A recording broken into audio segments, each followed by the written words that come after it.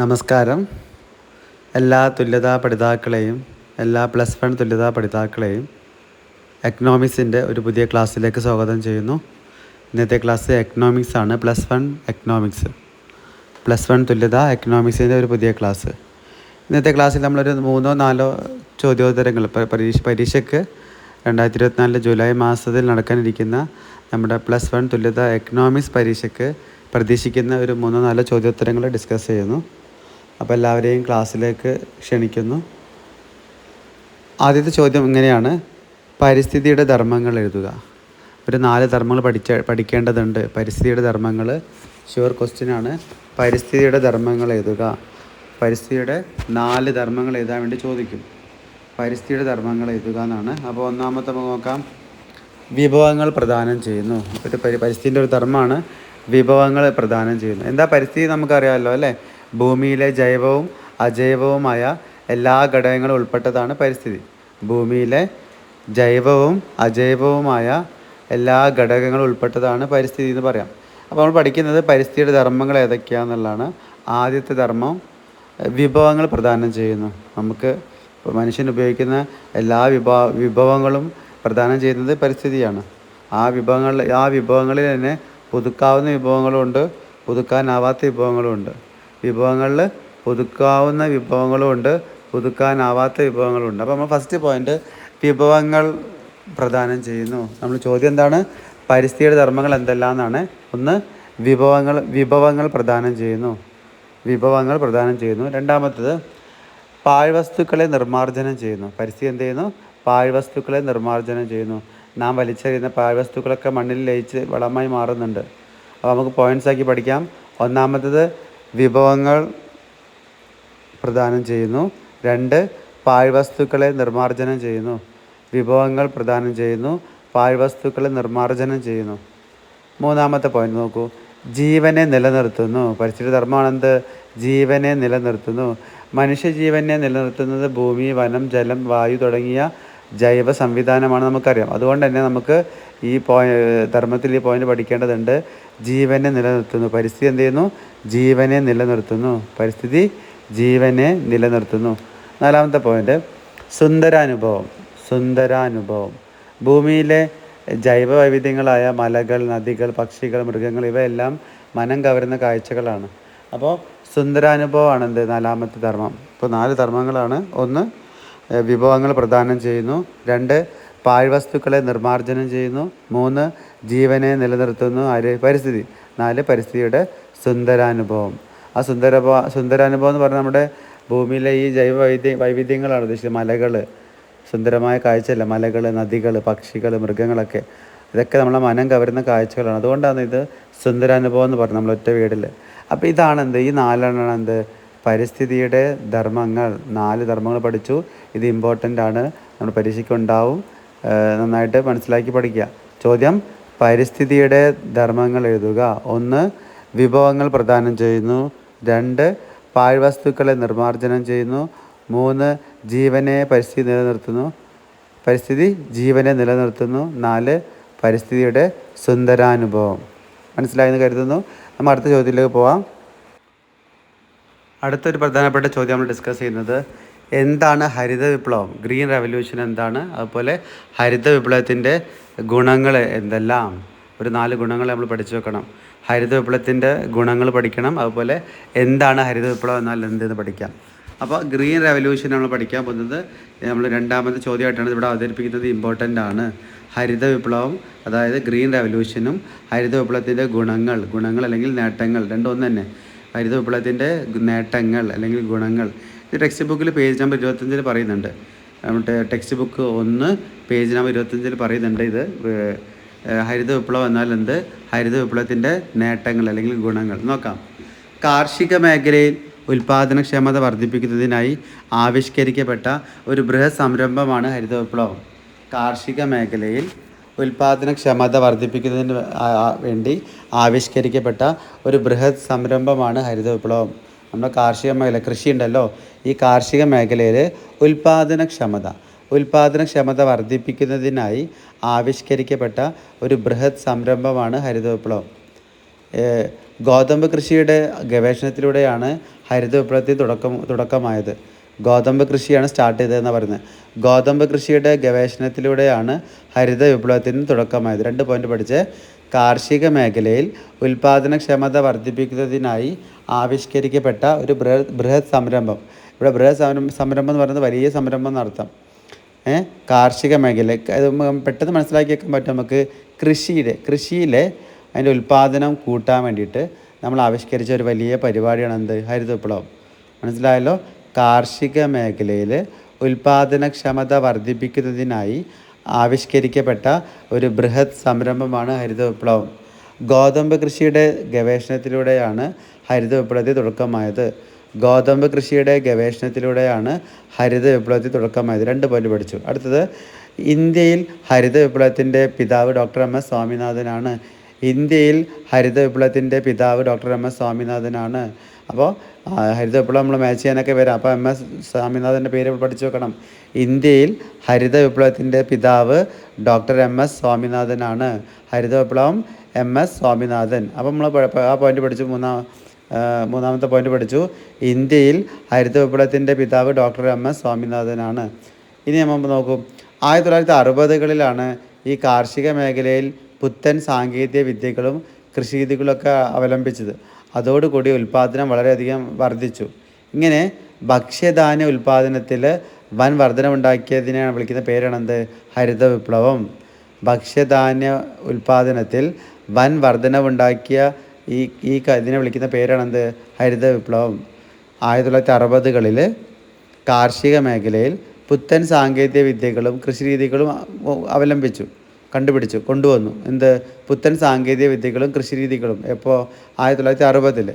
1960 കാർഷിക മേഖലയിൽ പുത്തൻ സാങ്കേതിക വിദ്യകളും കൃഷിരീതികളും അവലംബിച്ചതോടുകൂടി ഉൽപ്പാദനം വളരെയധികം വർദ്ധിച്ചു. അങ്ങനെ ഉൽപ്പാദനം കൂടി. ഇങ്ങനെ ഭക്ഷ്യധാന്യ ഉൽപ്പാദനത്തിൽ വൻ വർധനവുണ്ടാക്കിയ പ്രവർത്തനമാണ് ഹരിത വിപ്ലവം എന്ന് പറയുന്നത്. ഭക്ഷ്യധാന്യ ഉൽപ്പാദനത്തിൽ വൻ വർധനവുണ്ടാക്കിയ പ്രക്രിയ അല്ലെങ്കിൽ പ്രവർത്തനമാണ് ഹരിത വിപ്ലവം. നമ്മൾ ഹരിത വിപ്ലവം എന്താ നമ്മൾ ഡീറ്റെയിൽ ആയിട്ട് പഠിച്ചു. എന്നോട് പറയാം. കാർഷിക മേഖലയിൽ ഉൽപാദനക്ഷമത വർദ്ധിപ്പിക്കുന്നതിനായി ആവിഷ്കരിക്കപ്പെട്ട ഒരു ബൃഹത് സംരംഭമാണ് ഹരിത വിപ്ലവം. പിന്നെ ഗോതമ്പ് കൃഷിയുടെ ഗവേഷണത്തിലൂടെയാണ് ഹരിത വിപ്ലവത്തിന് തുടക്കമായത്.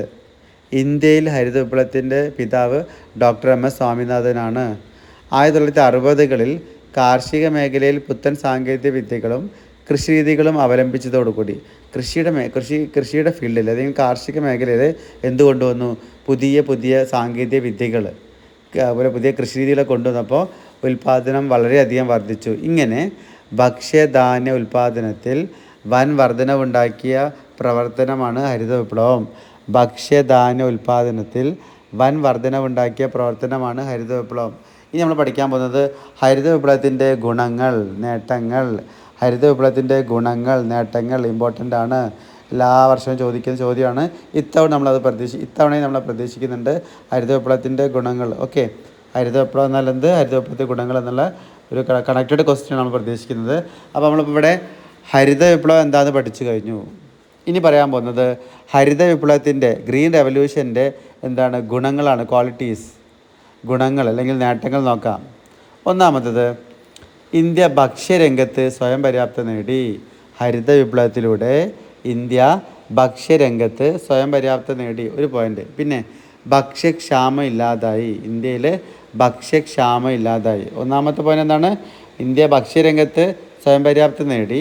ഇതിലൂടെ, ഈ ഹരിത വിപ്ലവത്തിലൂടെ. നമ്മൾ പഠിക്കുന്നത് ഹരിത വിപ്ലവത്തിൻ്റെ നേട്ടങ്ങളാണ്. ഒന്നാമത്തെ പോയിന്റ് എന്താ പഠിച്ചത്? ഹരിത വിപ്ലവത്തിലൂടെ ഇന്ത്യ ഭക്ഷ്യരംഗത്ത് സ്വയം പര്യാപ്തത നേടി. ഹരിത വിപ്ലവത്തിലൂടെ ഇന്ത്യ ഭക്ഷ്യരംഗത്ത് സ്വയം പര്യാപ്തത നേടി. പിന്നെ ഭക്ഷ്യക്ഷാമം ഇല്ലാതായി. ഇന്ത്യയിൽ ഭക്ഷ്യക്ഷാമം ഇല്ലാതായി. ഉൽപ്പാദനം വർദ്ധിച്ചു. മൂന്നാമത്തെ പോയിന്റ്, ഉൽപ്പാദനം വർദ്ധിച്ചു. നാലാമത്തെ പോയിന്റ്, കുറഞ്ഞ വിലയ്ക്ക് ഭക്ഷ്യധാന്യം വിതരണം ചെയ്യാൻ കഴിഞ്ഞു. ലാഭം ഉണ്ടായതുകൊണ്ട്, അല്ലെങ്കിൽ വലിയ ശേഖരം ഉള്ളത് കൊണ്ടാണ് നമുക്കങ്ങനെ ചെയ്യാൻ പറ്റിയത്. കുറഞ്ഞ വിലയ്ക്ക് ഭക്ഷ്യധാന്യം വിതരണം ചെയ്യാൻ കഴിഞ്ഞു. കൃഷിയോഗ്യമായ സ്ഥലത്തിൻ്റെ അളവ് വർദ്ധിച്ചു. എല്ലായിടത്തും കൃഷി ചെയ്യാൻ തുടങ്ങിയതാണ്. കൃഷിയോഗ്യമായ സ്ഥലത്തിൻ്റെ അളവ് വർദ്ധിച്ചു. ഇത്രയാണ് ഹരിത വിപ്ലവത്തിൻ്റെ ഗുണങ്ങൾ. ഒന്നുകൂടെ പറയാം, ലിസ്റ്റ് ഔട്ട് ചെയ്ത് പഠിക്കണം. ഇന്ത്യ ഭക്ഷ്യരംഗത്ത് സ്വയം പര്യാപ്തത നേടി. ഹരിത വിപ്ലവത്തിലൂടെ ഇന്ത്യ ഭക്ഷ്യരംഗത്ത് സ്വയം പര്യാപ്തത നേടി. ഒരു പോയിൻ്റ്. ഹരിത വിപ്ലവത്തിലൂടെ ഇന്ത്യ ഭക്ഷ്യരംഗത്ത് സ്വയം പര്യാപ്തത നേടി. രണ്ടാമത്തെ പോയിൻ്റ്, ഭക്ഷ്യക്ഷാമം ഇല്ലാതായി. ഭക്ഷ്യക്ഷാമം ഇല്ലാതായി രണ്ടാമത്തെ പോയിൻ്റ്. 3, ഉൽപ്പാദനം വർദ്ധിച്ചു. മൂന്നാമത്തെ പോയിൻ്റ്, ഉൽപ്പാദനം വർദ്ധിച്ചു. 4, കുറഞ്ഞ വിലയ്ക്ക് ഭക്ഷ്യധാന്യം വിതരണം ചെയ്യാൻ കഴിഞ്ഞു. കുറഞ്ഞ വിലയ്ക്ക് ഭക്ഷ്യധാന്യം വിതരണം ചെയ്യാൻ കഴിഞ്ഞു എന്നുള്ള നാലാമത്തെ പോയിൻ്റ്. അഞ്ചാമത്തെ പോയിൻ്റ് പഠിക്കേണ്ടത്, കൃഷിയോഗ്യമായ സ്ഥലത്തിൻ്റെ അളവ് വർദ്ധിച്ചു. കൃഷിയോഗ്യമായ സ്ഥലം, അത് എല്ലായിടത്തും കൃഷി ചെയ്യാൻ തുടങ്ങിയെന്നർത്ഥം. കൃഷിയോഗ്യമായ സ്ഥലത്തിൻ്റെ അളവ് വർദ്ധിച്ചു. കൃഷിയോഗ്യമായ സ്ഥലത്തിൻ്റെ അളവ് വർദ്ധിച്ചു.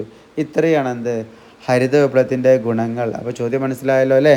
Page number 25 text book number 1. Page number 25 text book number 1. ചോദ്യം എന്താണ്? ഹരിത വിപ്ലവം എന്നാൽ എന്ത്? ഹരിത വിപ്ലവത്തിൻ്റെ ഗുണങ്ങൾ എന്തെല്ലാം പറഞ്ഞു കഴിഞ്ഞു. മനസ്സിലായെന്ന് കരുതുന്നു. നമ്മൾ അടുത്ത ചോദ്യത്തിലേക്ക് പോവാണ്. അടുത്ത ചോദ്യം ഇന്ത്യൻ വിദ്യാഭ്യാസ മേഖല നേരിടുന്ന 4 വെല്ലുവിളികൾ ഏതെല്ലാമെന്ന് ചോദിക്കും പരീക്ഷയ്ക്ക്. വെല്ലുവിളികൾ നമ്മൾ നാല് വെല്ലുവിളികൾ പഠിച്ചേക്കണം. അത് ചോദിക്കും പരീക്ഷയ്ക്ക്. ചോദ്യം എന്താണ്? ഇന്ത്യൻ വിദ്യാഭ്യാസ മേഖല നേരിടുന്ന വെല്ലുവിളികൾ ഏതെല്ലാം? 4 വെല്ലുവിളികളാണ് ചോദിക്കുക പരീക്ഷയ്ക്ക്. നമ്മൾ പഠിച്ചു വെക്കണം. ചോദ്യം മനസ്സിലായല്ലോ? ഇന്ത്യൻ വിദ്യാഭ്യാസ മേഖല, നമ്മുടെ ഈ ഇന്ത്യൻ വിദ്യാഭ്യാസ മേഖല നേരിടുന്ന വെല്ലുവിളികൾ ഏതെല്ലാം? ഒന്നാമത്തെ വെല്ലുവിളി എന്താണ്? നിരക്ഷരതയാണ് ഉത്തരം കേട്ടോ. ഇത് page number 75 text book number 1 page number 75 നിരക്ഷരതയാണ് ഒന്നാമത്തെ ഒരു വെല്ലുവിളി. നമ്മുടെ രാജ്യം ഇന്ത്യൻ വിദ്യാഭ്യാസ മേഖല നേരിടുന്ന ഒരു വെല്ലുവിളി എന്താണ്? നിരക്ഷരത.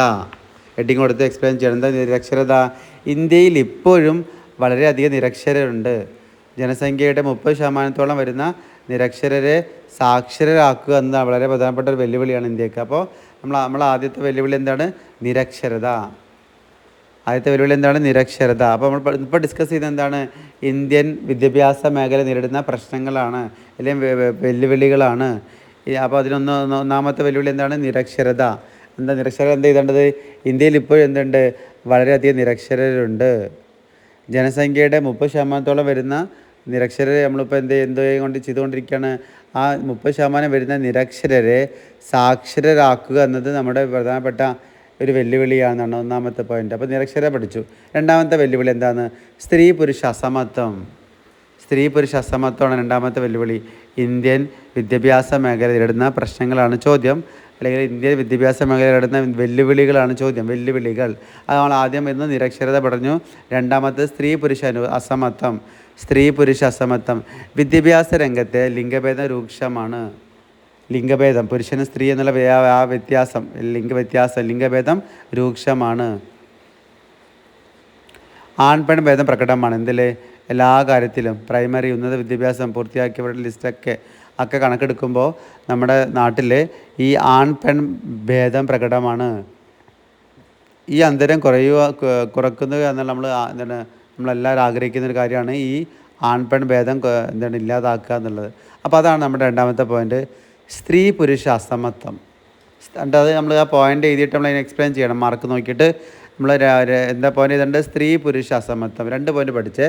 1 നിരക്ഷരത, 2 സ്ത്രീ പുരുഷ അസമത്വം. 1 നിരക്ഷരത, 2 സ്ത്രീ പുരുഷ അസമത്വം. എന്താണത്?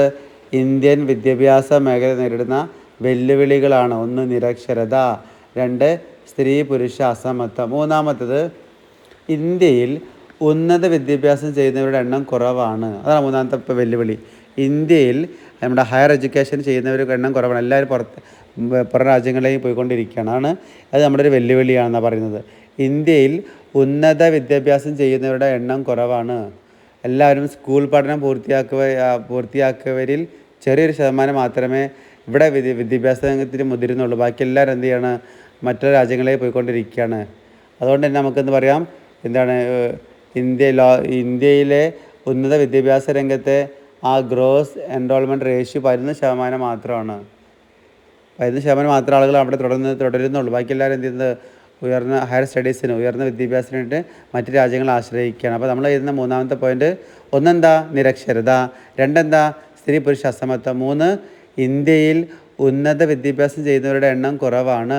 എന്താണ് മൂന്നാമത്തെ വെല്ലുവിളി? ഇന്ത്യയിൽ ഉന്നത വിദ്യാഭ്യാസം ചെയ്യുന്നവരുടെ എണ്ണം കുറവാണ്. നാലാമത്തെ പോയിന്റ്, ലാസ്റ്റ് പോയിന്റ്, അഭ്യസ്ത വിദ്യരുടെ തൊഴിലില്ലായ്മയാണ് വിദ്യാഭ്യാസ രംഗത്തെ മറ്റൊരു വെല്ലുവിളി. ഇന്ത്യയെ പോലുള്ള രാജ്യം നേരിടുന്ന മറ്റൊരു വെല്ലുവിളി എന്താണ്? അഭ്യസ്ത വിദ്യർ, പഠിച്ച ആളുകൾ പഠിച്ചിട്ടും എന്ത് കിട്ടുന്നില്ല, അവർക്ക് ജോലി കിട്ടുന്നില്ല. അതാണ് അഭ്യസ്ത വിദ്യരുടെ തൊഴിലില്ലായ്മ. അഭ്യസ്ത വിദ്യരുടെ തൊഴിലില്ലായ്മയാണ് വിദ്യാഭ്യാസ മേഖല നേരിടുന്ന മറ്റൊരു വെല്ലുവിളി.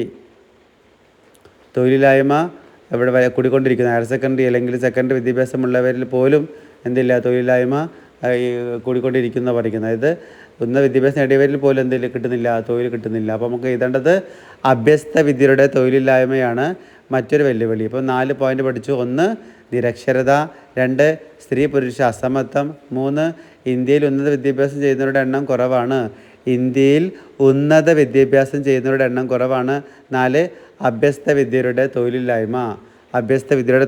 ഈ 4 പോയിൻ്റാണ് ഇന്ത്യയിൽ വിദ്യാഭ്യാസ മേഖല നേരിടുന്ന വെല്ലുവിളികളിൽ നമ്മൾ പഠിക്കേണ്ടത്. ഇത് പേജ് നമ്പർ 75, 76 കൊടുത്തിട്ടുണ്ട് ടെക്സ്റ്റ് ബുക്ക് 1. അപ്പോൾ നന്നായിട്ട് മനസ്സിലാക്കണം. ഓക്കെ, അപ്പോൾ നമ്മൾ 3 ചോദ്യോത്തരങ്ങൾ ഡിസ്കസ് ചെയ്തു. ഇത് 3 ഇമ്പോർട്ടൻ്റ് ആണ്, നന്നായി പഠിക്കേണ്ടതുണ്ട്. പരിസ്ഥിതിയുടെ ധർമ്മങ്ങൾ പഠിച്ചു. ആദ്യം. രണ്ടാമത്തെ പഠിച്ചത് നമ്മൾ ഹരിത വിപ്ലവം എന്നാൽ എന്ത്, ഹരിത വിപ്ലവത്തിൻ്റെ നേട്ടങ്ങൾ എന്തെല്ലാം പഠിച്ചു. അടുത്ത 3ാമത്തെ പഠിച്ചത് ഇന്ത്യൻ വിദ്യാഭ്യാസ മേഖല നേരിടുന്ന വെല്ലുവിളികൾ ഏതെല്ലാം. അങ്ങനെ 3 ചോദ്യോത്തരങ്ങൾ നമ്മൾ പഠിച്ചു കഴിഞ്ഞു. അപ്പോൾ എല്ലാവരും ഈ ക്ലാസ് ആവർത്തിച്ച് കേട്ട് മനസ്സിലാക്കി പഠിക്കുക, ഇമ്പോർട്ടൻ്റ് ആണ്. നമുക്ക് അടുത്ത ക്ലാസ്സിൽ 4 മാർക്കിൻ്റെ അതുപോലെ ഷോർട്ട് എസ്സേ തുടങ്ങിയ ചോദ്യോത്തരങ്ങളുമായി അടുത്ത ക്ലാസ്സിലേക്ക് കാണാം. എല്ലാവർക്കും നന്ദി, നമസ്കാരം. ഈ ക്ലാസ് നിങ്ങൾ കേട്ട് മനസ്സിലാക്കി പഠിക്കുക. പരീക്ഷയ്ക്ക് വരുന്നതാണ്, ഇതൊക്കെ ഇമ്പോർട്ടൻ്റ് ആണ്, പഠിച്ചാൽ പാഴാവില്ല. അപ്പോൾ എല്ലാവർക്കും നന്ദി, നമസ്കാരം. Thank you.